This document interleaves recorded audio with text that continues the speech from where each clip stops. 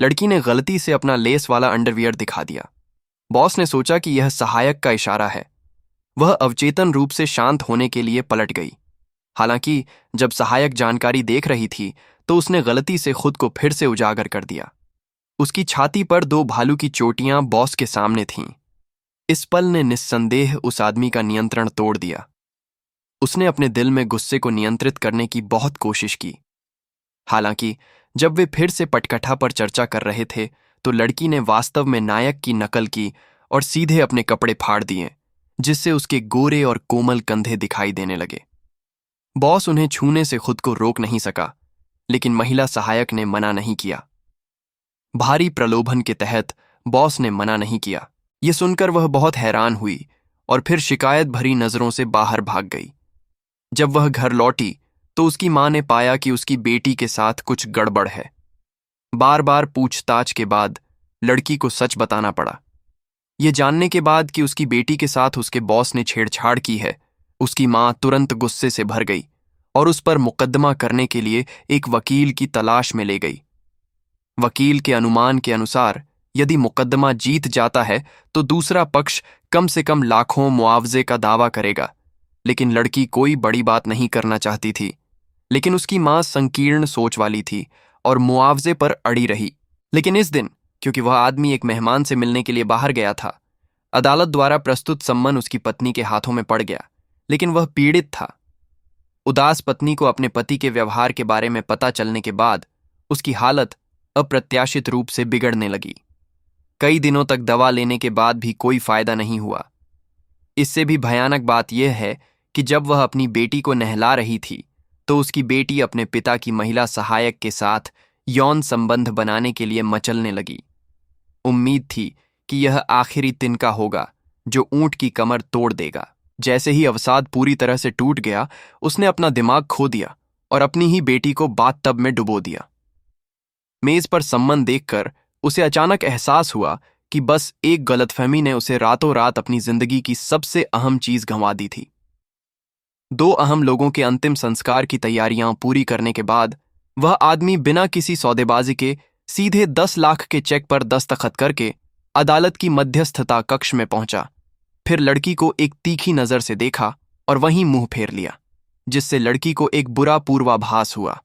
इस समय तक लड़की को जज से बॉस के परिवार के अनुभव के बारे में पता नहीं चला था। दीवार पर टंगी छोटी बच्ची द्वारा लिखे गए शब्दों को देखकर लूसी गहरे आत्मग्लानि में डूब गई। उसने सचमुच उम्मीद नहीं की थी कि चीजें इस हद तक बढ़ जाएंगी। इसके तुरंत बाद लूसी ने लेखक को पत्र लिखना शुरू कर दिया, माफी मांगने के लिए, लेकिन उसके भेजे गए पत्रों का कोई जवाब नहीं आया, जिससे लूसी दुखी हो गई। वह थोड़ी बेचैन हो गई और जल्द ही एक रात उसे अपने भाई का फोन आया। उसके माता पिता गलती से जहरीले मशरूम खा लेने के बाद एम्बुलेंस से बचाए जा रहे थे। लूसी अस्पताल पहुंची, लेकिन उसके भाई ने उसे बताया कि उसके पिता की मृत्यु अप्रभावी बचाव कार्यों के कारण हो गई है और उसकी मां को लकवा मार गया है। लूसी को यकीन नहीं हो रहा था। उसके माता पिता, जो दशकों से मशरूम खाते आ रहे थे, मशरूम की पहचान कैसे गलत कर सकते थे। उसे अचानक याद आया कि उसने लेखिका को जहरीले मशरूम के बारे में जानकारी दी थी और उसकी मां को कई सालों तक जंगली मशरूम पकाने के बारे में बताया था। क्या यह दुर्घटना लेखिका का बदला हो सकती है? लूसी ने अपने भाई को यह अनुमान बताया, लेकिन उसके भाई को लगा कि लूसी इस आघात को सहन नहीं कर पाएगी और उसे मानसिक समस्याएं हैं। अपने पिता के अंतिम संस्कार के बाद लूसी लेखिका की हर गतिविधि पर ध्यान देने लगी। उसने पाया कि लेखिका की लेखन शैली अचानक बदल गई है, मूल प्रेम कहानी से लेकर सस्पेंस उपन्यास लिखने तक। साक्षात्कार के दौरान लेखक ने मेजबान को बताया कि उसे एक नई प्रेरणा मिल गई है। ये शब्द सुनकर लूसी और भी ज्यादा डर गई। कुछ ही देर बाद परिवार उस निराशाजनक माहौल से राहत पाने के लिए समुद्र तट पर छुट्टियां मनाने आया। लूसी भी इस माहौल में सुकून से थी। हालांकि जब वह पानी भर रही थी तो उसने शीशे के पार लेखिका की आकृति देखी। लूसी को यकीन नहीं हो रहा था। उसे यकीन नहीं हो रहा था कि यह सब महज इत्तेफाका है, इसलिए वह चुपचाप उसके पीछे पीछे चल रही थी। लेखक के आने का मकसद जानना चाहती थी, लेकिन वह उसे एक कोने में ही खो बैठी। लूसी ने यह खबर अपने परिवार को बताई, लेकिन किसी ने परवाह नहीं की। उसकी मां ने तो यहां तक कहा कि लेखक को लूसी का शुक्रिया अदा करना चाहिए कि उसने उसे जेल नहीं भेजा। जल्द ही समुद्र में तूफान आ गया और पूरा परिवार घर में छिप गया, लेकिन उन्होंने काफी देर तक इंतजार किया। दूसरा भाई लाइफगार्ड के पास नहीं आया।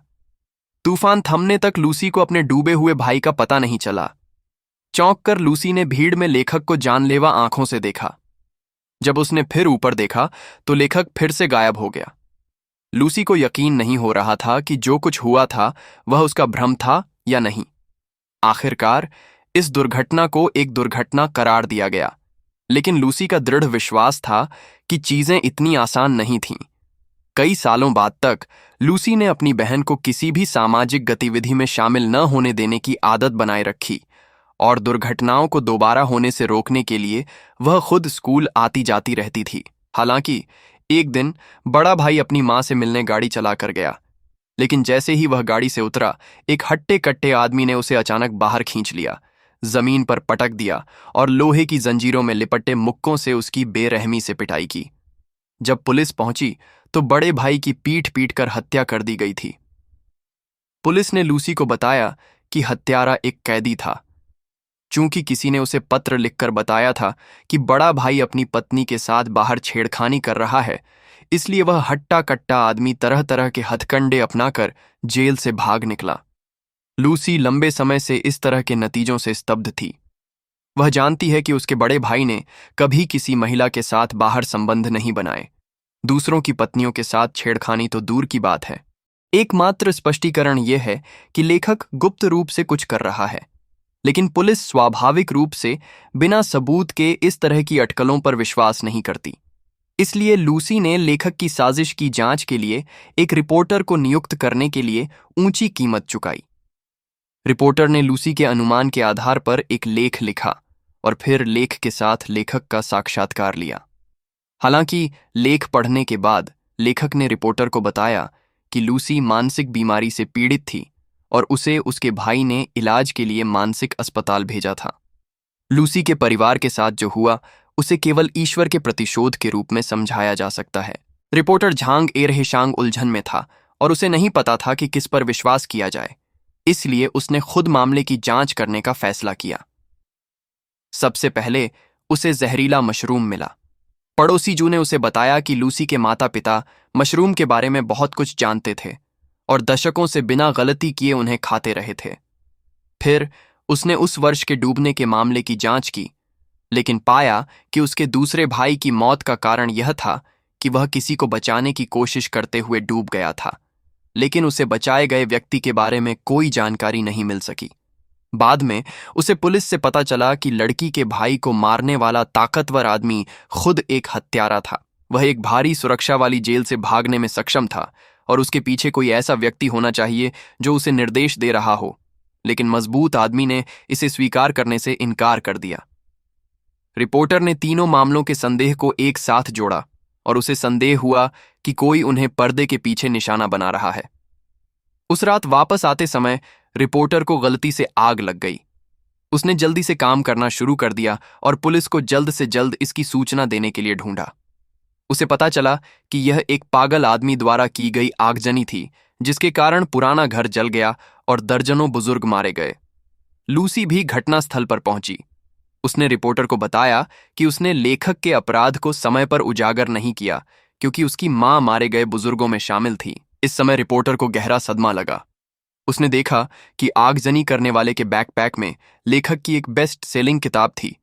रिपोर्टर ने आखिरकार मान लिया कि लूसी के परिवार की त्रासदी लेखक से जुड़ी होनी चाहिए। हो सकता है कि लेखक प्रशंसकों को अपराध करने के लिए उकसा रहा हो। लेखक की साजिश का पर्दाफाश करने के लिए उसने रातों रात एक पांडुलिपि लिखी और अगले दिन अखबार में प्रकाशित कर दी। हालांकि इस निराधार खबर से बॉस भड़क गया और उसने सीधे रिपोर्टर को नौकरी से निकाल दिया। दूसरी ओर लूसी जब घर लौटा तो उसने गलती से सुना कि उसकी बहन लेखक की किताबों की प्रशंसक बन गई है और उसने हाल ही में लेखक को बिना बताए उसका साक्षात्कार लिया था। लेखक ने अपनी बहन की बहुत प्रशंसा की और उसे अपनी न बिकी नई किताब भी दे दी। यह सुनकर लूसी डर से भर गया। उसने अनुमान लगाया कि उसकी बहन लेखक का अगला निशाना थी। लूसी अपने इकलौते रिश्तेदार को आहत होते नहीं देख सकता था, इसलिए उसने फिर से रिपोर्टर को ढूंढा, रिपोर्टर की पहचान उधार ली और लेखक की प्रेस कॉन्फ्रेंस में सफलतापूर्वक घुस गया। वह लेखक से नाता तोड़ना चाहता था, लेकिन लेखक से उसने जो सुना उससे लूसी फिर से सिहर उठी। रिपोर्टर ने भी शब्दों में छिपे अर्थ को सुना, इसलिए उसने लूसी के अनुरोध पर लेखक को बुलाया। लूसी ने लेखक से सब कुछ खत्म करने की विनती की। उसने कहा कि उसे काफी सजा मिल चुकी है, लेकिन हालांकि लूसी लेखक के इरादे समझ गई। लेखक से यह आश्वासन मिलने के बाद कि वह उसकी बहन को कोई नुकसान नहीं पहुंचाएगा, वह मुड़ा और चौथी मंजिल से कूद गया। लेखक लूसी के अंतिम संस्कार में शामिल हुआ था। यह स्पष्ट था कि उसकी बहन को लेखक से लगाव हो गया था, जिसका भी ऐसा ही अनुभव था। उन्होंने एक दूसरे को गले लगाया। इसी समय एक रिपोर्टर भी दौड़कर आया। यह दृश्य देखकर उसने गुस्से में लेखक पर जानवर होने का आरोप लगाया और कहा कि लड़की उसकी बेटी जितनी बड़ी है। हालांकि लेखक ने उसे दूसरों के मामलों में दखल न देने की सलाह दी। फिर रिपोर्टर की चौकस निगाहों के नीचे लेखक लड़की को ले गया। अंत में, क्या आपको लगता है कि लेखक ही हत्यारा है? अगर आपको वीडियो पसंद आया हो तो लाइक जरूर करें, चैनल को सब्सक्राइब करना ना भूलें। धन्यवाद इस वीडियो को देखने के लिए।